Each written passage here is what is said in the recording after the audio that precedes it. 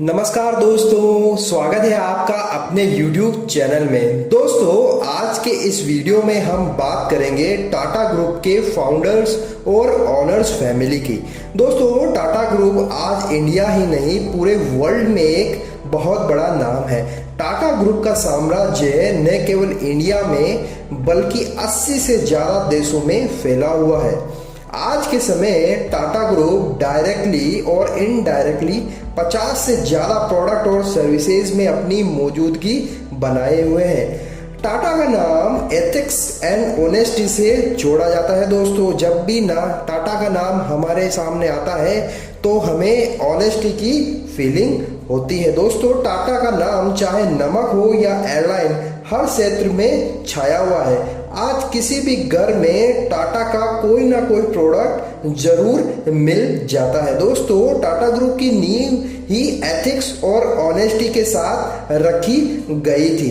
Tata group का न केवल इंडिया में बल्कि यूरोप, अफ्रीका, अमेरिका और एशिया के दूसरे देशों में भी उनके प्लांट और सर्विसेज स्थापित की हुई है। दोस्तों, रतन टाटा का नाम आज बड़े ही आदर और सम्मान के साथ लिया जाता है और उनकी सादगी की खबरें हमेशा मीडिया में छाई रहती है। दोस्तों, लेकिन चाहे अनचाहे रतन टाटा का नाम मुकेश अंबानी के साथ कंपैरिजन में हमेशा किया जाता है। लेकिन दोस्तों, रिलायंस इंडस्ट्री के मुकेश अंबानी और टाटा ग्रुप के चेयरमैन रतन टाटा का कोई मुकाबला नहीं है। दोस्तों, दोनों की छवि और पर्सनैलिटी बिल्कुल अलग है। दोस्तों, टाटा फैमिली न केवल बिजनेस करने में बल्कि शुरुआत से ही समाज सुधार के कार्यों और सामाजिक सुधारों, एनजीओ आदियों के माध्यम से बहुत बड़ा चैरिटी का काम करते आए हैं। दोस्तों, आज के इस वीडियो में हम बात करेंगे टाटा ग्रुप की फैमिली की, उनके फाउंडर्स और टाटा ग्रुप की नई ऊंचाइयों पर ले जाने वाले विजनरी लीडर्स की। दोस्तों, वैसे टाटा फैमिली बहुत बड़ी है, लेकिन आज के इस वीडियो में हम बात करेंगे कुछ उन इम्पोर्टेंट पर्सनैलिटीज की जिन्होंने टाटा ग्रुप को नई बुलंदियों तक पहुंचाया। दोस्तों, माना जाता है कि पारसी जाति सैकड़ों वर्ष पूर्व पर्सिया, जो वर्तमान में ईरान है, में निवास करती थी और वहीं से ये दुनिया के दूसरे देशों में फैली। इनमें से कुछ भारत में भी आए। पारसी जाति के लोग मानसिक रूप से काफी सुदृढ़ होते हैं और इनका आचरण बहुत ही गर्मामय होता है। दोस्तों, पारसियों का एक जत्था भारत के गुजरात राज्य के नवसारी शहर में आकर बस गया था। टाटा घराने के संस्थापक जमशेदजी टाटा के पिता नौशेरवाजी टाटा का निवास स्थान भी नवसारी ही था। दोस्तों, नौशेरवाजी समाज के सम्मानित वर्गों में गिने जाते थे।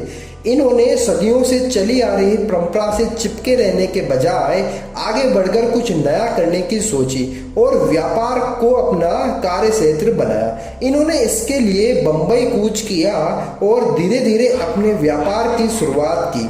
इसके लिए उन्होंने अपने इकलौते पुत्र जमशेद को भी मुंबई बुला लिया। इनका जीवन काल 1820 से 1904 तक रहा। दूसरा, दोस्तों, नौशेर जी के ब्रदर इन लॉ यानी साले जी थे दादा भाई, जिनका नाम था। दोस्तों, दादा भाई के पुत्र थे रतन दादा भाई टाटा, जिन्हें आरडी के नाम से भी जाना जाता है। इनका जन्म भी नवसारी में 1956 में हुआ था। अपनी शिक्षा कृषि विज्ञान में लेने के बाद इन्होंने टाटा कंपनी को ज्वाइन किया था और अपने प्रभाव और कौशल से कंपनी को प्रगति की ओर अग्रसर किया। इन्होंने टाटा ग्रुप की विभिन्न कंपनी का भारत और विदेशों में संचालन किया था। इनकी मृत्यु 1926 में हुई थी। दोस्तों, आरडी के पुत्र थे जेआरडी टाटा। इनका जन्म 1904 में पेरिस में हुआ था। इनकी माता फ्रांसीसी थी। जेआरडी टाटा की शिक्षा फ्रांस और जापान में हुई थी। उन्होंने कुछ समय फ्रांस की सेना में भी बिताया था। दोस्तों, उसके बाद ये भारत लौट आए और अपने पिताजी के साथ बिजनेस ज्वाइन कर लिया। उन्होंने एक सहायक के रूप में शुरुआत की थी और 1938 में टाटा ग्रुप के चेयरमैन के पद तक वो पहुंचे थे। वे करिश्माई व्यक्ति थे और उन्होंने लगभग 53 वर्षों तक भारत के औद्योगिक विकास में अपना योगदान दिया था। उनकी शादी थेल्मा से हुई थी, लेकिन इनके कोई संतान नहीं थी।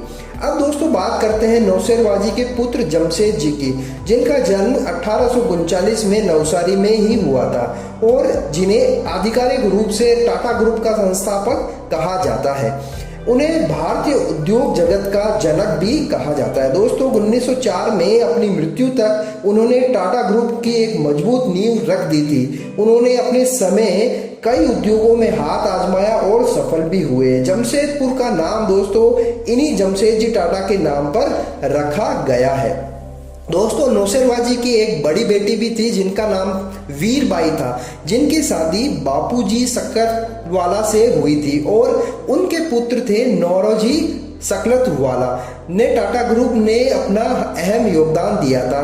नौरोजी ने भी अपना योगदान टाटा ग्रुप में बहुत ही अच्छे तरीके से दिया था। इनका जीवन काल 1820 से 1904 तक रहा था। दोस्तों अब बात करते हैं जमशेद जी के दो पुत्रों की। सबसे बड़े पुत्र थे दोराबजी टाटा और छोटे पुत्र थे सर रतन टाटा। जमशेद जी के बाद दोराबजी ने टाटा ग्रुप की विरासत को न केवल संभाला बल्कि बहुत आगे भी बढ़ाया। दोराबजी ने टाटा कंपनी को मुसीबतों से निकालकर नई बुलंदियों तक पहुंचाने का काम किया था। वे क्रिकेट और फुटबॉल का भी शौक रखते थे। इनकी शादी डॉक्टर होमी जहांगीर भाभा की पुत्री मेहरबाई से हुई थी। दोस्तों इनका जीवन काल 1859 से 1832 तक रहा था। इनके कोई पुत्र नहीं था।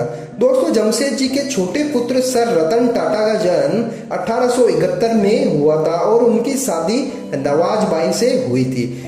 उन्होंने ज्यादातर समय इंग्लैंड में ही बिताया और वहीं से टाटा ग्रुप की कंपनियों का कामकाज देखते थे। उन्होंने कई सामाजिक संस्थानों को दान भी दिया था। उनके भी कोई संतान नहीं थी और उन्होंने नवल होर्मुसजी टाटा को गोद लिया था। 1918 में इनकी भी मृत्यु हो गई थी। दोस्तों अब बात करते हैं नवल होर्मुसजी टाटा का जन्म 1904 में बंबई में एक मध्यम वर्गीय परिवार में हुआ था। इनके पिताजी अहमदाबाद के एक मिल में स्पिनिंग मास्टर थे। जब नवल होर्मुसजी 4 वर्ष के थे तब इनके पिताजी की मृत्यु हो गई थी। नवल जी को अपना बचपन अनाथालय में गुजारना पड़ा। वहीं पर नवाजबाई ने उन्हें गोद ले लिया था। बड़े होने पर नवल जी अपनी योग्यता से टाटा ग्रुप की प्रगति में अहम योगदान दिया था। नवल होर्मुसजी टाटा ने अपनी मृत्यु 1989 से पहले 2 शादियां की थी। पहली सुन्नी जी से तथा दूसरी शादी एक विदेशी महिला सिमोन से, जिनसे उन्हें एक नोएल टाटा पुत्र हुआ था। दोस्तों अब बात करते हैं उनकी पहली शादी से हुए पुत्र रतन टाटा जी की। दोस्तों रतन टाटा होर्मुसजी टाटा और सुन्नी जी के बड़े पुत्र थे। इनका जन्म 1937 में बंबई में हुआ था। रतन टाटा ने आर्किटेक्चर एवं स्ट्रक्चरल इंजीनियरिंग में शिक्षा ली थी तथा हार्वर्ड बिजनेस स्कूल से मैनेजमेंट प्रोग्राम का कोर्स भी किया था। 1962 में भारत में आने के बाद उन्होंने टाटा ग्रुप में काम करना चालू किया। दोस्तों टाटा स्टील में अपने काम की शुरुआत इन्होंने नीली वर्दी पहनकर अन्य कर्मचारियों की तरह ही की थी। रतन टाटा ने अपनी प्रतिभा और दूरदर्शिता से टाटा ग्रुप को नई ऊंचाइयों पर पहुंचाया और पूरे विश्व में एक नई पहचान दिलाई। दोस्तों रतन टाटा ने ग्रुप को एक नई चमक प्रदान की थी। रतन टाटा ने ग्रुप के कामकाज में काफी बदलाव किए और जिसका फायदा टाटा ग्रुप को भी हुआ और टाटा देखते ही देखते बुलंदियों को छूने लगा।